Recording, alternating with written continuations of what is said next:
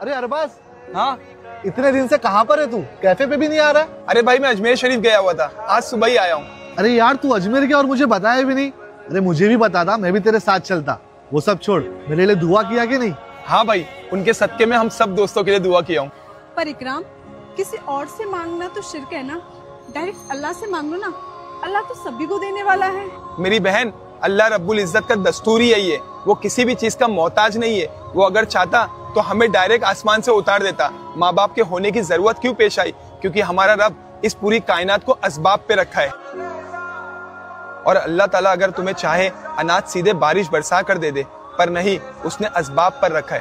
पहले तुम बीज बोओगे, फिर पौधे होंगे, फिर फसल उगेगी, फिर फसल काटोगे और अनाज घर ले जाओगे। क्या अल्लाह ताला इन सब चीजों का मोहताज है? हरगिज नहीं। अल्लाह ताला का कानून है, उसने इस दुनिया को असबाब पर रखा है।